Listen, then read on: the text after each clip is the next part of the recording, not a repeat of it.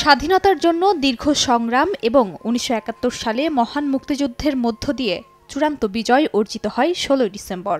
এ বিজয়ের মাধ্যমে বাঙালি জাতির জীবনে রচিত হয় সবচেয়ে বড় গৌরবের অধ্যায়। মহান মুক্তিযুদ্ধের সময়কালে ডিসেম্বরের শুরুর দিকেই দেশের বিভিন্ন জেলা ও অঞ্চল শত্রুমুক্ত হতে শুরু করে।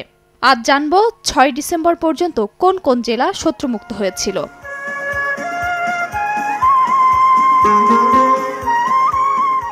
বাঙালির মুক্তিযুদ্ধ চূড়ান্ত পরিণতি পেয়েছিল ১৯৭১ সালের ১৬ ডিসেম্বর। তবে তার আগেও শত্রুমুক্ত হয়েছিল বেশ কিছু অঞ্চল। মার্চে শুরু হওয়া যুদ্ধ ডিসেম্বরে এসে তীব্র আকার ধারণ করে।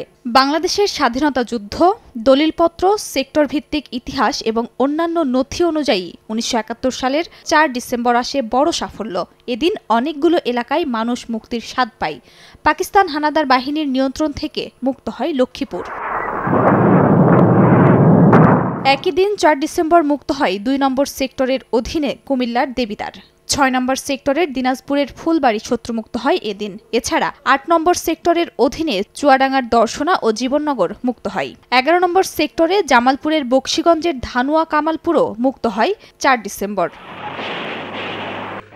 এর আগে ৩ ডিসেম্বর আত্মসমর্পণের আহ্বান জানিয়ে একটি চিঠি পাঠানো হয় পাকিস্তানিদের কাছে। বকশীগঞ্জের বীর মুক্তিযোদ্ধা বশির আহমেদ এই চিঠি নিয়ে যান। চিঠি পেয়ে ক্যাম্পের অধিনায়ক আহসান মালিক প্রথমে চটে যান বটে, কিন্তু পরে আত্মসমর্পণ করতে বাধ্য হয়। বালুচ, পাঠান, পাঞ্জাবি সহ ১৬২ জন সেনার একটি দল ৪ ডিসেম্বর আনুষ্ঠানিকভাবে যৌথ বাহিনীর কাছে আত্মসমর্পণ করে। পিছু হটে শালচূড়া ক্যাম্পের পাকিস্তানি সেনারাও। ফলে বিনা যুদ্ধে শত্রুমুক্ত হয় ঝিনাইগাতি। দেশের বিভিন্ন জেলা ও এলাকা মুক্ত হওয়ায় খবর তখনও তেমনভাবে ছড়িয়ে পড়েনি। দেশব্যাপী চলতে থাকে তুমুল যুদ্ধ। পরদিন ৫ ডিসেম্বর হানাদারের কবল থেকে মুক্ত হয় মৌলভীবাজারের জুড়ি উপজেলা। এই দিনে আর কোনো অঞ্চল মুক্তির খবর না এলেও পরাজয়ের ভয়ে ভিত নড়ে গিয়েছিল পাকিস্তানিদের। এদিন রাত থেকেই পিছু হটতে ও আত্মসমর্পণ করতে শুরু করে তারা। পরদিন ৬ ডিসেম্বর এই ভূখণ্ডের নানা অঞ্চল ও এলাকায় স্বাধীন ভোরের আলো ফুটতে শুরু করে। ধ্বনিত হয় জয় বাংলা, বাংলার জয়। দেশ পুরোপুরি স্বাধীন না হলেও জনতার ঢলে শুরু হয় বিজয় মিছিল। ১৯৭১ সালের এই দিনে যশোর, কুড়িগ্রাম, ফেনী, ঝিনাইদহ, সুনামগঞ্জ, লালমনিরহাট ও মেহেরপুর জেলা পাকিস্তানি হানাদার বাহিনীর কবল থেকে মুক্ত হয়। এছাড়া ব্রাহ্মণবাড়িয়ার বিজয়নগর উপজেলা, দিনাজপুরের বীরগঞ্জ, বোচাগঞ্জ, বিরামপুর ও নবাবগঞ্জ উপজেলা আজকের দিনে শত্রুমুক্ত হয়।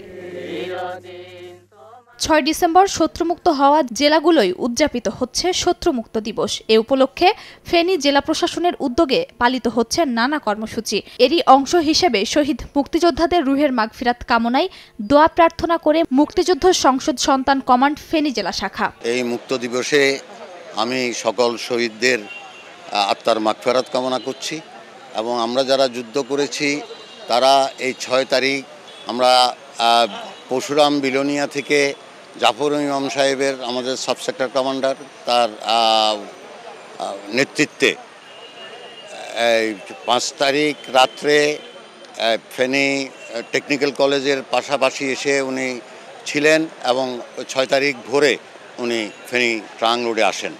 এবং অন্য দিক থেকে সোনাগাজী, ফুলগাজী, ছাগলাইয়া এবং দাগনভূঞা এদের থেকে গেরিলা বাহিনীরাও সেই ৬ তারিখে সকালে আমরা সবাই ট্রাং রোডে একত্রিত হই।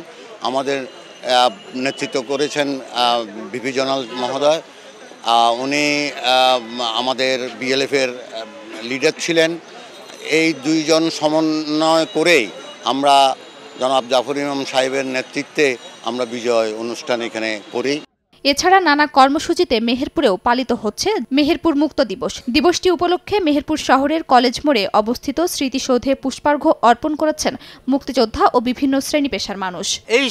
এই সকালটা অত্যন্ত সুখের ছিল, আনন্দের ছিল এবং অত্যন্ত ভালো ছিল। এর আলোকেই আমরা আজকে আনন্দ করেছি, উৎসব করেছি। আপামর জনগণ যে ৯ মাসের যে যুদ্ধ এবং যে স্মৃতি কষ্ট তারা ভুলতে পারে নাই। এই জন্য আমরা সবসময় চেষ্টা করি এই ৬ ডিসেম্বরকে এটা স্মরণ করার জন্য। হবিগঞ্জে র্যালি, আলোচনা সভা ও জাতীয় পতাকা উত্তোলনের মাধ্যমে হবিগঞ্জ মুক্ত দিবস উদযাপন করা হয়েছে। এছাড়া জেলা প্রশাসন আয়োজিত একটি র্যালির আয়োজন করা হয়। খাদিজা স্বপ্না, সময় সংবাদ।